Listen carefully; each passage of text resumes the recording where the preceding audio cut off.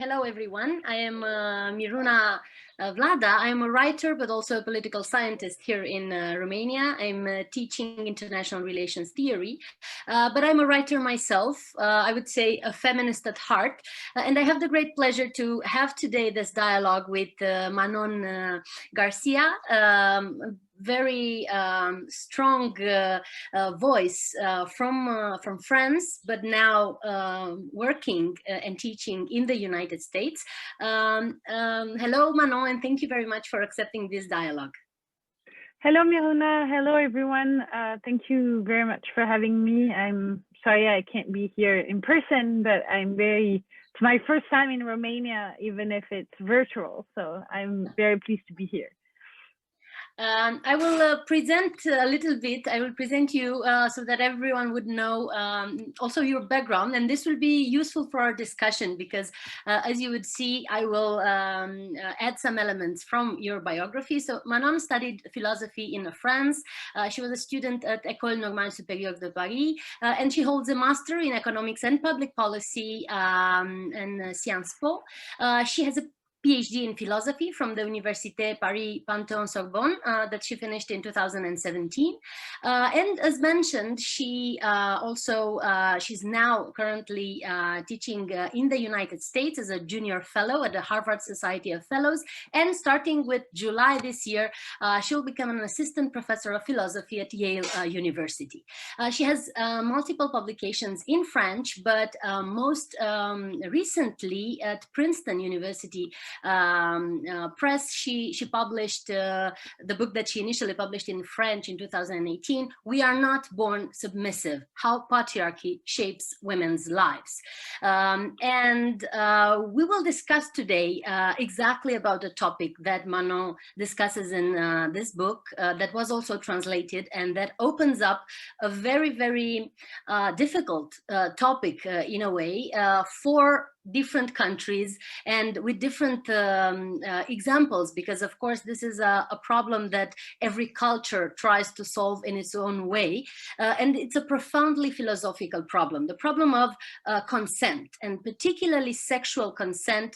And Manon's book pushed some very important topics in connection to this one. So the first question, Manon, would be, let's say we will start a bit lighter with this concept. You refer in this book to how female submissiveness can be explained from different perspectives, and how actually women play a role in the perpetuation of this idea of submissiveness being associated with being a woman.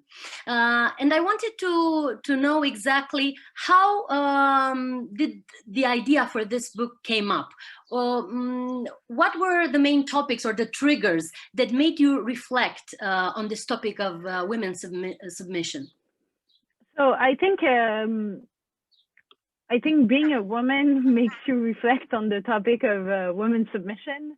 I think in many aspects of my life, I've been confronted to this question of why women submit to men. I saw it in my friends. I saw it in my family. For instance, my grandmother was very important to me because I was raised, so my grandmother lives in Corsica, so the small island that is south of France. And this is very traditional Mediterranean society. And my grandmother is the typical housewife. She has a perfect house where everything, you open the cupboard, there are all these sheets perfectly folded. Every now and then she takes all the sheets out, she re-irons them and rebuilds the whole thing. And it's so much work. And so it was very interesting for me because I could see that she was smart and she could have done a lot of things, and yet she was doing things that seemed very boring to me. And at the same time, I could see that my grandfather was not directly asking her to do it, but that he was expecting her to do it, and that everyone was expecting her to do a lot of things all the time, but that at the same time, it was giving her power. So it was not having no power, but it was giving her a weird form of power that we were scared of her, but we also felt guilty towards her. So that's the kind of power dynamic I was interested in looking at. It usually starts from a personal experience and from seeing different women around us. That's why I was also interested. And also I wanted to ask you about your connections to the texts and the philosophy of Simone de Beauvoir. You have written about her in your essays, and of course in this book you explore her ideas.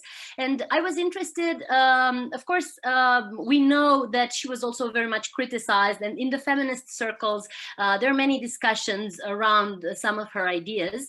So it still sparks controversies. But I was curious, what are the concepts and the perspectives of Simone de Beauvoir that could be useful in our today's understanding of women's submission, and especially on how actually women contribute to the perpetuation of patriarchy, because this is another element that actually you focus on. So that's a good question. That's one that is very hard for me to answer, because I think every single page of the second sex is still useful for us to understand the relationship between men and women. And as I show in the book, I think in many ways she helps us understand what is going on.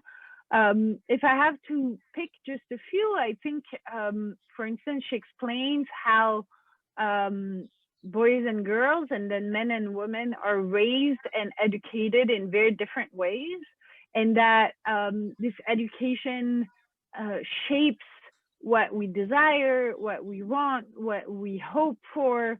And she shows, for instance, how all these narratives about fairy tales and about Prince Charming structures women's psyche in a way, and girls' psyche in thinking they have to wait, that someone will come for them one day, and that this is what will give a meaning to their life. And I think it's something very strong even now. Like, I think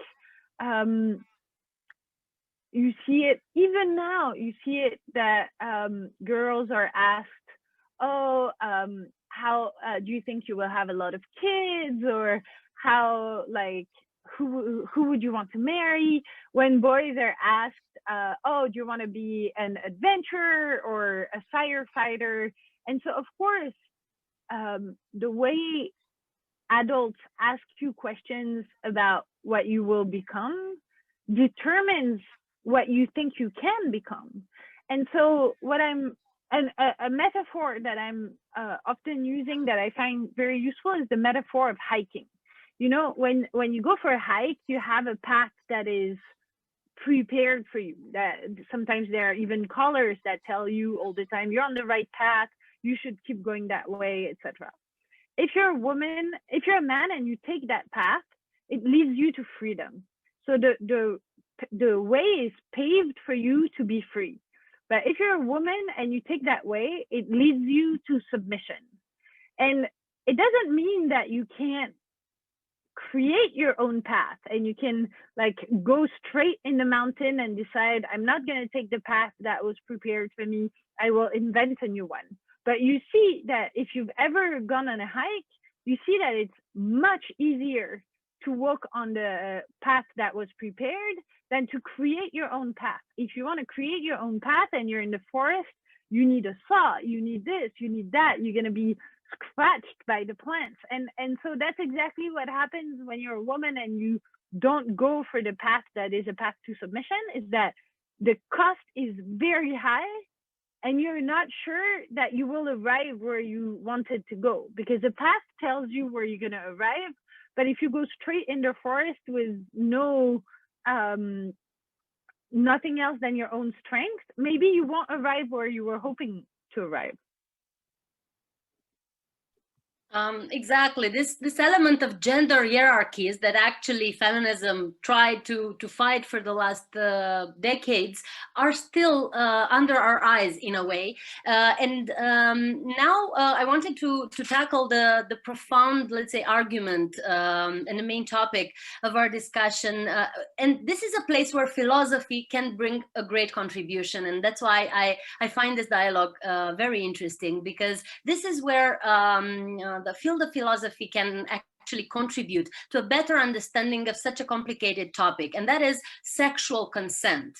And this topic has different layers on how it can be approached. And in the book, you refer to at least 3 of them. And if you accept, I would like to shortly tackle each of them, because I find them very relevant, especially with examples, so that people can easily understand your argument. First of all is the judicial element, right? When we talk about women accepting a sexual relation, a sexual intercourse, there are different ways of how consent is actually expressed, and there are expectations on how women should express their consent. That's why in the United States there is a special category of affirmative consent, right? You need to explicitly say yes to such a proposal.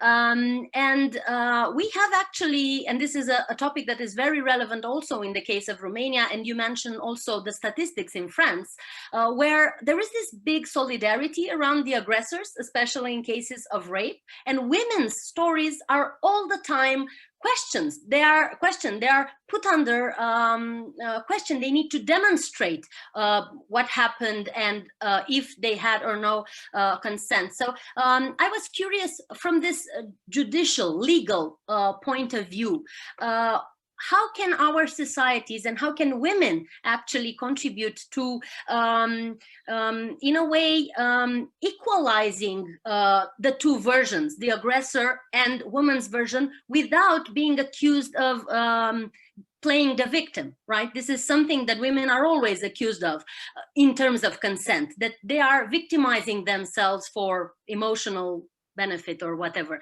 What can we do in this aspect? So it's a very complicated issue, because you have 2 different layers that intervene. There's one that is the structural domination of women by men, and this has impact on men, on women, and on their relationships, because women are like taught to behave in a certain way, to be nice, to put other people's desires in front of theirs. And so it makes it very hard for them to say no to a sexual interaction, because by definition, what is expected to them in life is to always say yes to other people. And then men are taught that they have this sexual desire that is there all the time, that they need to take care of, and that they can't control, and that they need to attack women to, or that women are at their disposal to take care of this sexual desire. And then there's the norm of heterosexuality that is telling everyone that the right way to take care of your sexual desires and of your relationships is to do it in heterosexuality. And so because of all of this, it makes, and also because of the fact that women are seen as never wanting sex. The idea is that women don't want sex, they want relationships. Men want sex, they don't want relationships. And so you have this sort of representation of the relation between men and women as a conflict, where men don't want to give the relationship and women don't want to give the sex. But you see, of course, that means that it completely makes invisible the fact that women can have sexual desire. It makes completely invisible the fact that sometimes men do not have sexual desire, and that sometimes men do want a relationship, sometimes women don't want a relationship. So this is not an accurate representation of society. But then you have a problem of personal autonomy. What we want now is that we say, well, for the longest time, some people have told us what is the right and the wrong way to have sex. And it's been forbidden to be homosexual, for instance. It's been forbidden to do this and that, to have sex outside of marriage. So we want morality to have nothing to do with our sex, because what we want is just to exert our liberty in sex. But so of course you see that there's a conflict there, because sometimes men think that raping women is exerting their freedom to have sex. But of course it creates big harms. And so then the law is in a situation where they have to evaluate the responsibility of individuals. But of course it's very complicated, because if you have a society with all these norms, like, are really women responsible when they don't say no? But also, and that's a more difficult question, are men really responsible when they think that women owe them sex? So that's the problem of sexual consent. But then between two people, the question is how to fight these gender norms. And I think, of course, law can do a lot. We can redefine a lot of things in order to know what counts as consenting, what does not. Is it enough to say yes, or is it enough to not have said no?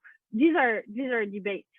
But what I think also is that law cannot be enough, because the law, at the end of the day, intervenes when something bad has happened, right? And what we want is to think about what to do such that something bad does not happen. And so there, sort of prevention. Yeah, we need to do prevention. And for that, we need to rethink sex. And I think something that is very important is to think that sex is not something you take from someone else, but something you do with someone else. And that, in a way, like, it sounds super evident, but in a lot of sexual interactions, people don't think of it as a relation. They think of it as, I have desire, I want to have pleasure. So it's always about the I. But I think we need to reintroduce respect, care for other people, all the morality of relationships inside of sex. And now we go to the other two levels, which I find also very provoking. In your book, you talk about the moral and the political dimensions of consent. Of course, this erotic game is always power-based, right? Seduction is based on somebody exercising power and the other one being the recipient of power, so to say. And based on this, your argument is that practically erotic relations are by definition constructed in a sexist and unequal way, with this idea of men expecting their desires to be fulfilled. So practically this element of aggression, even a little bit of violence and inequality, is embedded in the way we culturally, let's say, define sexual relations. So my question is regarding actually also the title of your book. Practically, what women are being taught is that by being submissive, you get some benefits, right? And it's not only something that, okay, society and everyone around you expects from you, but you also see the benefits of doing that. So it is a role, you know, in which you engage apparently by your choice, right? So sometimes we choose to be submissive, and I guess this is where the moral border between accepting and having our consent to a certain sexual relation is actually very blurry. So I wanted if you can give us a bit more details about this idea, how women choose in certain situations to be submissive, and why this is very problematic.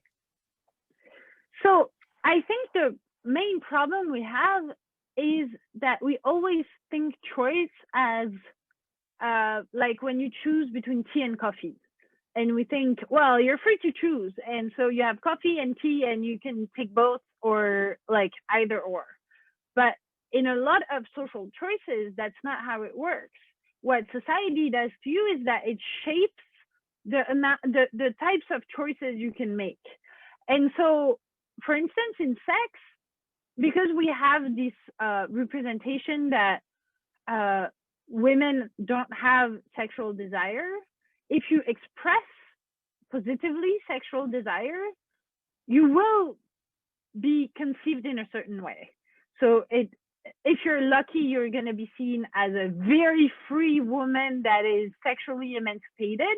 That's the best case scenario. But in a lot of cases, you're going to be perceived as a slut that has no restraint, etc. And so this is very this is held against you, right? And so you have guys, society reminds you that depending on how you behave, you will have things or not have things. And that if, for instance, you let men hunt you, you show that you're pretty and nice and smiley, but they will have to fight very hard to have you, then it gives you value. Whereas if you say that you like this guy and you want to be with him, then there's no more value in you, because you're not like a prey for a hunter that he has to fight really hard to have. And therefore, it makes you choose a certain behavior, but because you know the cost of not choosing that behavior. And so I see already how some people listening to us can think, well, a guy who says, I love you before anything happens, he also won't be very sexy. But that's very different, that the person you want to have sex with doesn't find you very sexy, or that society as a whole will think that you behave in a wrong way. And no one will think that a man who expresses his sexual desire is behaving in a wrong way. That's what is expected of men. So men are expected to have a subjectivity and to act based on their subjectivity, whereas women are expected to receive other subjectivities. And even the term consent is very interesting, because implicitly, everyone thinks that sexual consent is only women's business. And so this is wrong, right? Morally, it means that we always think of sex as something that is unilaterally initiated by a man, and to which a woman has to respond. But in an ideal egalitarian relation, that's not how it works, right? First of all, you can both have desire at the same time. And sometimes it can be the woman who initiates sex and who then would have morally to seek the consent of her partner, because it's not true that men are always happy to have sex. And when you think about, for instance, psychological pressures to have sex, men can be exposed to them. And one of the arguments is to say, how come you don't want to have sex with me? Men always want to have sex. So if you don't want to have sex with me, it must be that there is really a problem between us, right? And so you see this sort of pressure to performance that is underlining the idea that we shouldn't even wonder about sexual consent. But then when you start thinking about the complexity, another question is, what do we consent to? Because some people say, oh yeah, she went to his room, or she came back to his place. Of course she was okay to have sex. But in many cases, when you think about it, why the fact that you're okay to kiss someone means that you're okay to have sex, which people understand as penetrative sex. It's not necessarily the case. Imagine if you were to tell a guy, well, you agreed to have sex, so I'm allowed to put a finger in your butt. Well, a lot of guys would not think that one means the other. And so why is it that like agreeing to kiss means that you agree to have a penis in your vagina? It's not certain. And I guess all this discussion is even more relevant than ever today, I would say, when we have such polarized groups of people. I guess in the US is the most evident, but also in Europe, we have different polarization regarding consent and regarding all these topics. That's why I found all your arguments extremely relevant for today, for both women and men. And I'm happy that you mentioned this element of consent on both sides. The fact that the discussion about consent seems to be at a certain point monopolized by feminists referring only to women and not allowing also, you know, a men's sort of version of discussing about consent without, of course, using that against women. And now, as we are now in the night celebrating la Nuit de la Philosophie, the night of philosophy, and this entire discussion was facilitated by the Cultural Institute in Timisoara, French Cultural Institute, which I'm very grateful for. I wanted to ask you my last curiosity regarding this idea of being an active philosopher, a public philosopher, and bringing your knowledge outside of your library and trying to contribute to, let's say, maybe the well-being of other people. What do you think is the role of philosophy nowadays? Can it really help people understand and maybe behave differently? I had the feeling that this, all these ideas and arguments in your book are very much, in a way, thought with the other people in mind. I saw it as an act of generosity, of transforming your moral studies and political studies into ideas that can be shared and maybe can be used by everyone else. How can philosophy change our lives nowadays? So it's true that as a philosopher, I'm very influenced by the model of doing philosophy that was the case in ancient Greece, for instance, where there was really this idea that philosophy was helping you to learn how to live. But what I think is different between, let's say, philosophy and sort of self-help books is that what I'm hoping to do is make people think and not necessarily give them solutions. And so typically about sexual consent, in my next book, I'm explaining that I think sex should be conceived as a conversation. And I explain why I think it's important to see it like that. But I'm perfectly fine with people disagreeing with my model of sex.